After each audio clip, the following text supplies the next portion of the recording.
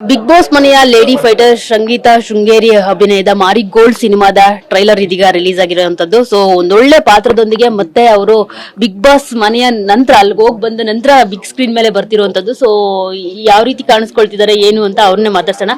Hi ಸಂಗೀತ ಅವರೇ, ಹೇಗಿದ್ದೀರಾ? ನಾನು ತುಂಬಾ ಚೆನ್ನಾಗಿದೆ, ನೀವ್ ಹೇಗಿದ್ದೀರಾ? ನಾನು ತುಂಬಾ ಚೆನ್ನಾಗಿದ್ದೀನಿ. ಮಾರಿ ಗೋಲ್ಡ್ ಸಿನಿಮಾ ಒಂದು ಒಳ್ಳೆ ಪಾತ್ರ ಅಂತ ಅನ್ಸುತ್ತೆ. ಆಸ್ ಎ ನಟಿಯಾಗಿ ಬರೀ ಹೀರೋಯಿನ್ ಗ್ಲಾಮರ್ ಏನಿದೆ ಅದಷ್ಟೇ ಇದ್ರಲ್ಲಿ ಕಾಣಿಸ್ತಿಲ್ಲ. ಸಂಗೀತ ಅವರ ನಟನೆಯಲ್ಲಿ ಏನೋ ಸಮಥಿಂಗ್ ಸ್ಪೆಷಲ್ ಇದೆ ಅನ್ನೋದು ಕಾಣಿಸ್ತಿದೆ ಟ್ರೈಲರ್ ಅಲ್ಲಿ. ಸೊ ಏನೆಲ್ಲ ವಿಶೇಷತೆಗಳಿದೆ ಈ ಪಾತ್ರದಲ್ಲಿ ಅಂತ ಆಕ್ಚುಲಿ ಹೇಳ್ಬೇಕು ಅಂದ್ರೆ ಗ್ಲಾಮರ್ ಪಾತ್ರ ನಾನು ಅಷ್ಟು ತನಕ ಮಾಡಿಲ್ಲ. ಎಲ್ಲ ಕಡೆ ಒಂದು ಅನಿಮಲ್ ವೆಲ್ಫೇರ್ ಆಫೀಸರ್ ಆಗಿರ್ಬೋದು, ಇಲ್ಲ ಒಂದು ಸೂಪರ್ಬ್ ಆಗಿರುವಂತ ಫ್ರೆಂಡ್ ಆಗಿರ್ಬೋದು, ಆ ತರದ ಕ್ಯಾರೆಕ್ಟರ್ಸ್ ನಾನು ಮಾಡ್ತಾ ಬಂದಿದ್ದೆ ನನ್ನ ಪಾತ್ರದಲ್ಲಿ. ಸೊ ಹೀರೋಯಿನ್ ಆಗಿ ಗ್ಲಾಮರ್ ಆಗಿ ಮಾಡಿರೋದು ನಾನು ತುಂಬಾ ಕಮ್ಮಿ.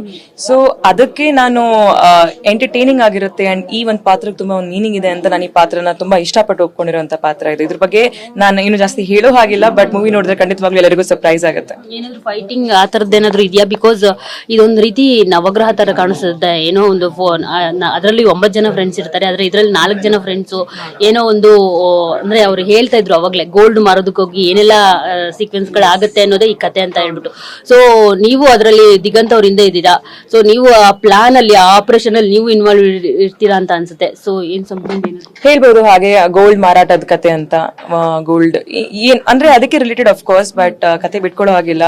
ಅಂಡ್ ತುಂಬಾ ಎಂಗೇಜಿಂಗ್ ಆಗಿರುತ್ತೆ, ಥ್ರಿಲ್ಲಿಂಗ್ ಆಗಿರುತ್ತೆ, ಅಂಡ್ ತುಂಬಾ ಚೆನ್ನಾಗಿ ಮೂಡ್ ಬಂದಿದೆ ಕೂಡ.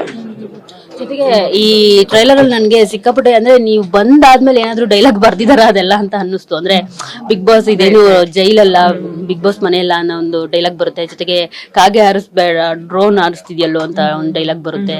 ಸೊ ಅದೆಲ್ಲ ನೀವು ಬಂದ್ಮೇಲೆ ಈ ಡೈಲಾಗ್ಸ್ ಇಟ್ಟಿರುವಂತದ್ದ, ಅದರ್ವೈಸ್ ಮುಂಚೆನೆ ಬರ್ದಿರುವಂತದ್ದು? ಇದು 2-3 ವರ್ಷದ ಹಿಂದೆನೆ ಅವರು ಅದಕ್ಕಿಂತ ಮುಂಚೆ ಆಕ್ಚುಲಿ ಬರೆದಿರುವಂತ ಕಥೆಗಳು, ಡೈಲಾಗ್ಗಳು. ಸೊ ಅದನ್ನ ನನ್ಗೆ ಆಕ್ಚುಲಿ ನನ್ನ ಎದುರುಗಡೆ ಈ ಡೈಲಾಗ್ಸ್ ಗಳು ನಡೆದಿಲ್ಲ. ಇದು ದಿಗಂತ್ ಸದ್ಯ ಸಪರೇಟ್ ಆಗಿ ಶೂಟ್ ಆಗಿದೆ ಅಂಡ್ ಅವ್ರದ್ದು ಬೇರೆ ಬೇರೆ ಸೀಕ್ವೆನ್ಸ್ ಅಲ್ಲಿ ಶೂಟ್ ಆಗುತ್ತೆ. ಸೊ ನಂಗೆ ಅದ್ರ ಬಗ್ಗೆ ಗೊತ್ತಿರಲಿಲ್ಲ. ನನಗೆ ಕೇಳ್ಬೇಕಿದ್ರು ಗೊತ್ತಾಯ್ತು ನಂಗೆ.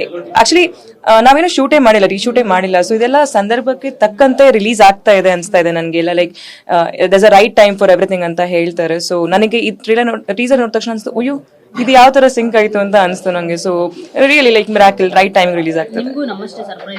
ಎಸ್, ನನಗೂ ಅಷ್ಟೇ ಇತ್ತು. ನಾನು ಬಿಕಾಸ್ ಇದ್ರ ಮುಂಚೆ ನಾನು ಅಷ್ಟು ಬಿಗ್ ಬಾಸ್ ಅನ್ನೋ ಪದದ ಮೇಲೆ ಗಮನ ಕೊಟ್ಟಿರಲ್ಲ ಸಹಜವಾಗಿ. ನಾನ್ ಬಿಗ್ ಬಾಸ್ಗೆ ಹೋದ್ಮೇಲೆ ಆ ಪದದ ಮೇಲೆ ನಾನು ಕೂಡ ಕಾನ್ಸಂಟ್ರೇಟ್ ಮಾಡಕ್ ಶುರು ಮಾಡಿದೆ.